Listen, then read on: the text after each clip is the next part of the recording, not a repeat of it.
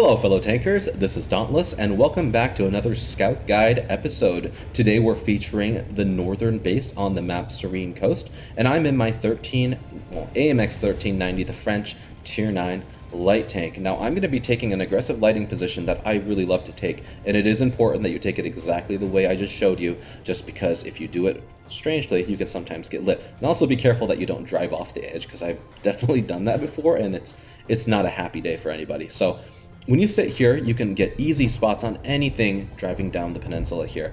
And a lot of the time, I've had 3,000-4,000 assistants just in the first like 2 minutes of the game by sitting here. Now, they don't have a very heavy tank lineup, and so I'm not getting a lot of assistance here early. We're at about 550 assistants. This T-44-100 is really out of position, but I'm just going to sit here. And something that you didn't see just because you can't see my chat, but I actually pinged the map early in the game during the countdown, and I let my team know, hey, I'm going to be spotting the heavies as they cross here, please assist. And so I'm thinking, I hesitate there for a second, which was stupid. I should have just focused on the IS-7, but I'm able to fire at him knowing I won't get spotted at this distance, just because heavy tanks aren't going to have the view range to spot me unless they're running optics, food, all that kind of thing. And most people just don't in their heavy tanks, right? And so anyway, I'm sitting here, not the greatest start to the game, really.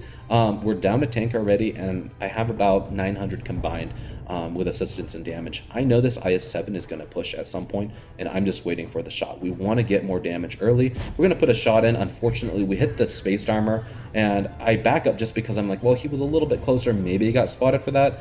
And also, their RU is lit, but I don't know where their bat chat is. Their bat chat light tank anyway, not their medium tank. So when you drive away from this position, it's really important, again, to drive the way I did and to use these rocks and drive down this channel here, because tanks are going to have a really hard time hitting you if you use that cover effectively. Now, I realize, okay, we're not going to get any more damage. Sometimes, again, that position is super powerful, but in this case, it just didn't work out for us. And I'm realizing that our 1-2 line is not looking so hot.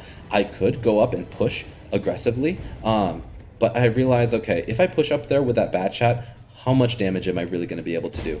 I decide, okay, I'm going to sit back here and I'm going to just try to get some damage on these guys as they push, because I'm going to pause it real quick. If I was in this position here, driving up to come and assist, I would be caught with my pants down as these guys are pushing down the hill.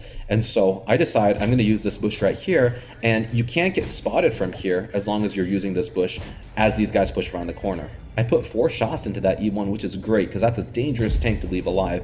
And I'm going to go ahead and reload, and I'm backing off now. You can see our one line, and this happens a lot depending on what your team does. The one line is fallen, right? They're all going to push in. But we have 2 really powerful tank destroyers sitting on our base, and with my vision and with the fact that we're forcing them to fight on our terms, we can actually be quite effective here. This position I'm in, I call it the dish bowl, or I guess you can call it whatever you want to, but this little depression here has all these bushes surrounding it, and if you play it right, you can just back up and you can fire, and then you can dip back down. A lot of the time you won't even get lit for doing this. Let's see if we can finish off the E1. Beautiful shot right into the turret. The cheeks of the E1 are where you're going to want to focus fire when you have low penetration, because you're going to have the best chance of penning him there. So right here, I always like to back up in case I get lit. I can drive down into the dish bowl, and anything pushing, just where this EMOL is pushing here, anything that decides to commit is going to give you their side, and you can double bush. And also anything that decides to push right across here where I'm looking, you're going to be able to spot for your team, especially if they're not as aggressive. This prototype is in a pretty aggressive location, but anything that if you have tank destroyers hiding further back, again, just the fact that you're here and you're a presence, and when they get spotted trying to cross the track, sometimes they'll back off just because like, oh shoot, I just got spotted.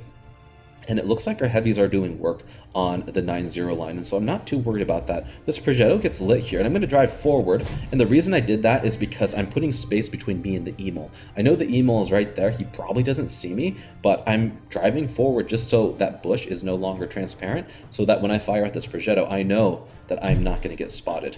And we're just going to go ahead and shoot this guy. We were able to luckily track him in the first shot, keeping in position, and our team members were able to take him out. So we did get a lot of assistance for that, which is great. Now we're sitting at about 3K combined. At this point, I noticed that, okay, this flank is looking really poor, and we should be able to push it for their team anyway. And I noticed that this T10 is there. Somehow I do get lit. I think it's actually the Emil that spotted me. I noticed that, you know, he's low health and I know I can take a hit. And so I just decide to drive forward. He's not going to be able to get away from this. I aim carefully for my third shot, and we are able to finish him off. And all of a sudden, the game is in our favor, right?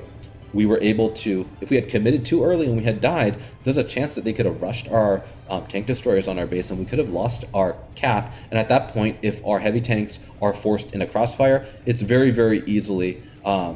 it's very easy for those situations to turn into a loss rapidly when you get pinched and surrounded. So I'm going to go ahead and push their base here. Now, as I'm driving, I have two choices. I can either go after artillery, which is an easy 400 damage, but I notice that this Bat Chat is caught in the open. I know he doesn't have really quite the clip potential to kill me, and I know that I do. So I'm going to push him.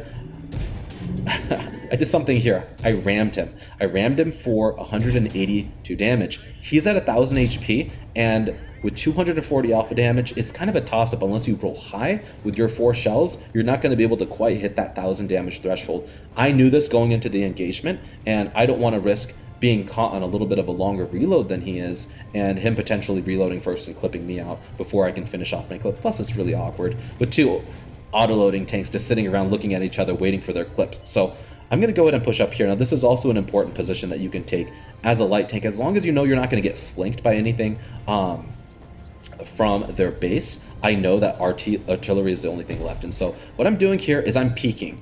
A lot of the time too, these guys will really suppress your heavy tanks from being able to push, and so peeking around this corner and spotting them, especially if they're not expecting you to be there, is really important to allow your heavy tanks to push. Also, as you get side shots into them like this, they can't do anything against you. You're already safe here, and you're providing a distraction for your heavy tanks to push in.